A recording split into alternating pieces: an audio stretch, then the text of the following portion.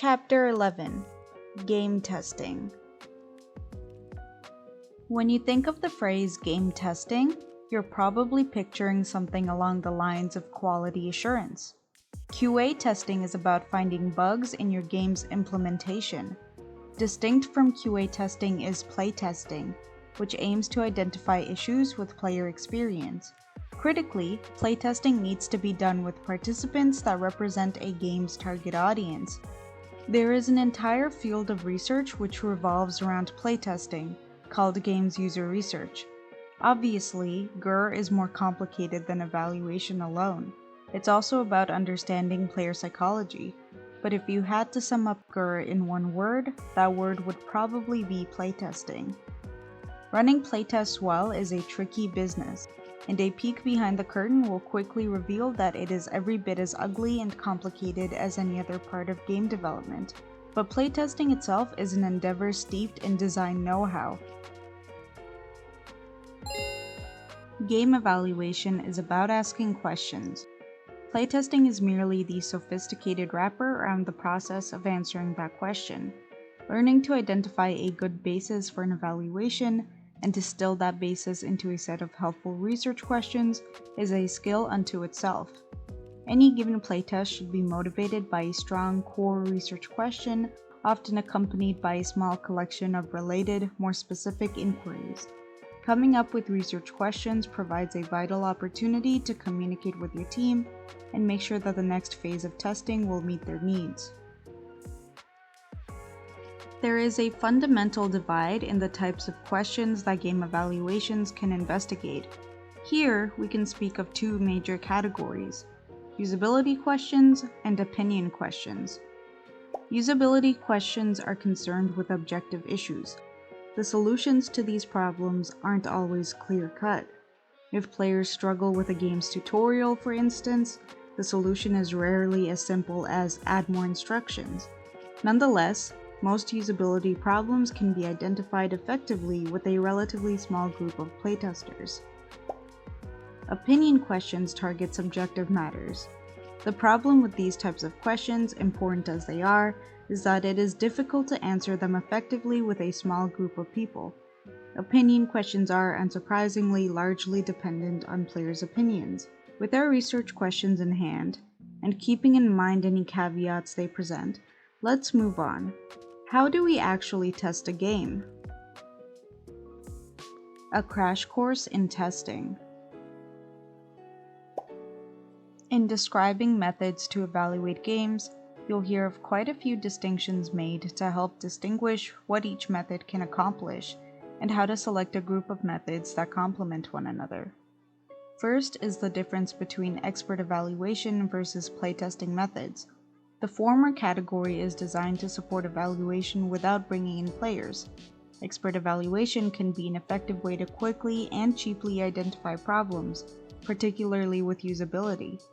That being said, you shouldn't rely entirely on tactics that don't involve real players in the evaluation process, and so our focus will remain largely on methods for playtesting. There are a few other divisions commonly used in describing evaluation methods. One is the question of whether a method provides qualitative or quantitative data. Qualitative data is descriptive. An interview transcript is qualitative data. Quantitative data is numeric. The amount of time taken to complete a level is quantitative data. It should be noted that some methods can produce both types of data. For example, in observing gameplay, you might note a participant's reactions to their gameplay in addition to the number of times their character was killed. Another characteristic of any given method is its objectivity. Objective methods reveal facts, things like what weapon a player chooses or how far they progress in their first 5 minutes of play. Objective techniques produce reliable data, which can lack context. Subjective methods rely on data from players about how they feel, things like why they liked or disliked a game, or how they perceive their own level of skill. Subjective methods are all about context. These distinctions are important to understand since they can help you create a more balanced evaluation. In general, you'll want to pick a set of methods that, taken together, cover both ends of each scale. For instance, if you're evaluating difficulty, you'll probably want to collect quantitative data on how often players die and how long they take to complete each challenge. But without qualitative data expressing when and how players failed, your team will have little indication of where any tweaks should be made. Keeping these things in mind, let's go over the methods we've already alluded to in more detail, looking at how you'll practice each one as part of your game evaluation skill set. Playtesting is about understanding users' behaviors, the reasons underlying these behaviors, and their reactions to gameplay. The first half of this equation concerns player action, and so having a record of that action is vital. This is where observation comes in. Observation is watching what players do in-game. This is an objective, near-continuous method which can provide both qualitative and quantitative data. During a live playtesting session, you can sit in a position where you have some view of their screen. Ideally, you should broadcast the player's screen to another device where you can watch from another room or at a comfortable distance. Regardless of how you watch participants play, you need to have a record of play to consult later. The most important part of observation is to be vigilant and take notes. In observation, as with any other method, it's vital that you're mindful of your research questions. Game metrics, also known as telemetry, is a technique whereby hooks in your game's code relay specified information to a log file of some sort for later review. Just like observation, telemetry is an objective, continuous method capable of collecting both qualitative and quantitative information. Assuming you have the resources to integrate an existing telemetry tool or implement one yourself, this can be a great way to keep track of events. Where the tactic really shines, though, is in larger-scale remote evaluations, allowing you to collect data from many players without having to beg them for screen recordings or comb through hours of footage. Telemetry data can be as specific or as general as you need or have time to implement and analyze. Even very high-level data can be valuable in this respect. The second half of our playtesting equation looks at player thinking and emotion. Therefore, we also need methods tailored to understanding how players think and feel. This is where self-reporting techniques come in, letting players express what's going on inside their heads. One such tactic is the think aloud method, where players are asked to speak their thoughts as they play. This can include both the reasons for what they're doing and their reactions to in-game content. Keep in mind that some players will be more naturally talkative than others, and don't expect every participant to naturally talk constantly while trying to concentrate on play. Another self-reporting method is the questionnaire, a quiz-like set of questions especially useful in getting players' initial impressions. It's important to note here that questionnaires can also induce something called survey fatigue. Simply put, questionnaires can get boring quickly. The lesson here is to keep your questionnaires short and sweet. If you need more detail, and for a live playtest you always will, that's where interviews come in.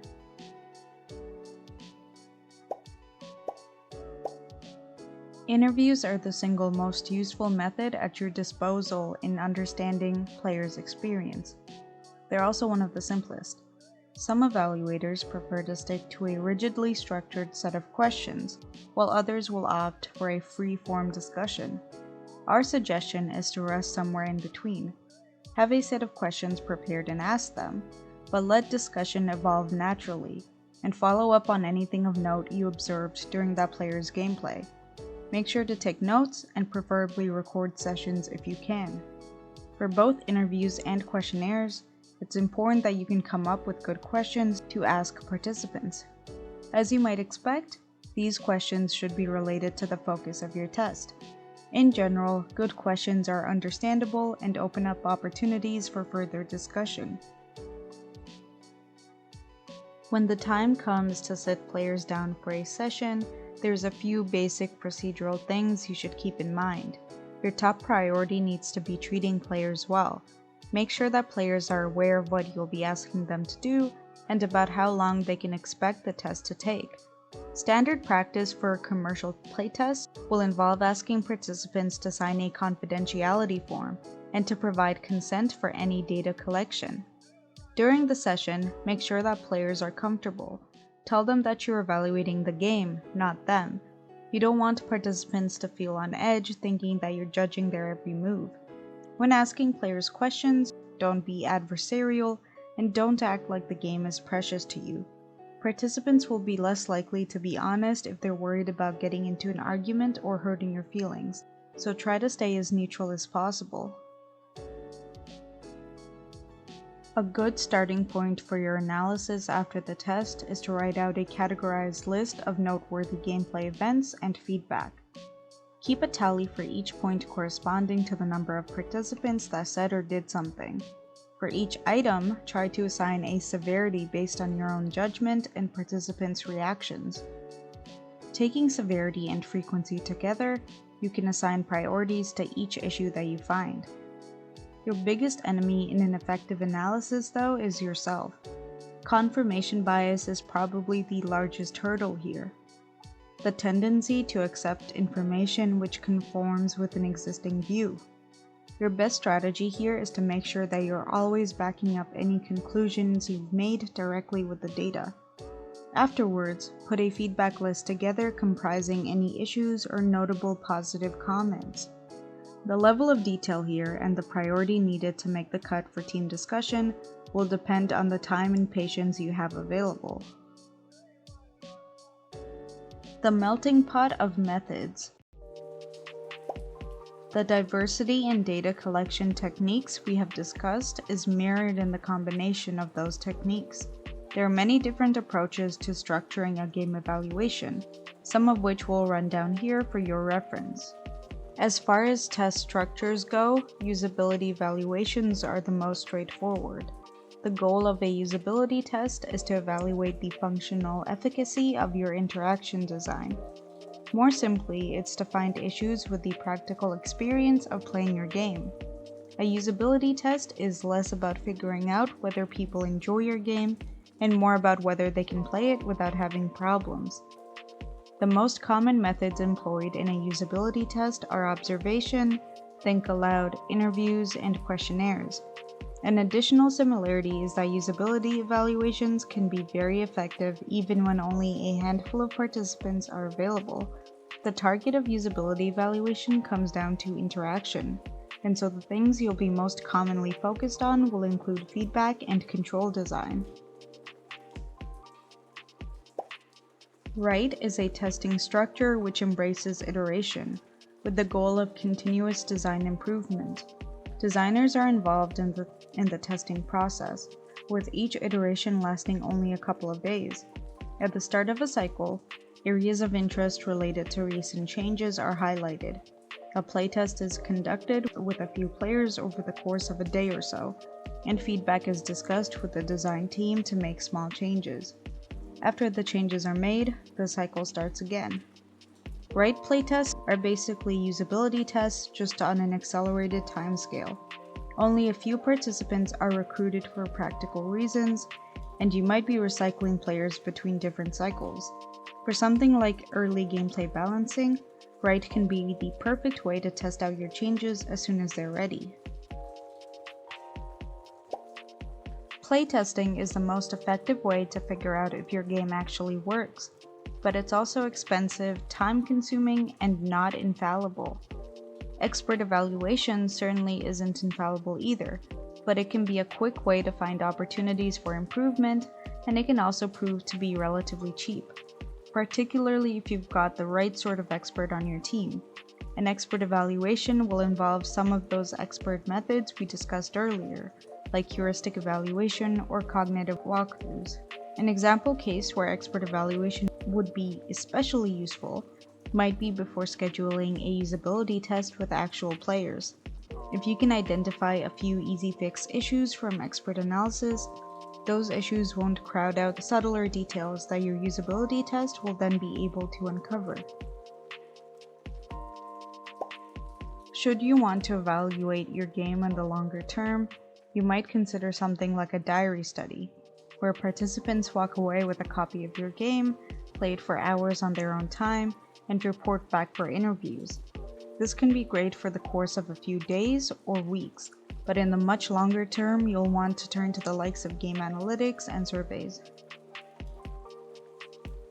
Even if executed perfectly, the evaluation approaches we've described here won't guarantee that your game is a smash hit. They won't guarantee financial success or universal critical acclaim. Game development, like most other businesses, is too dependent on luck for any such guarantees to be made. However, testing can guarantee one thing which is utterly invaluable, and that is to make your game better than it otherwise would be. And with our goal as designers being to make a great experience for our players, we can't ask for a better promise. Thank you for listening. Make sure to check out the textbook for more examples of methods. You can scan the QR code here to go to the store page. In the book, you will also find an exclusive interview with Graham McAllister, creator of TeamSync.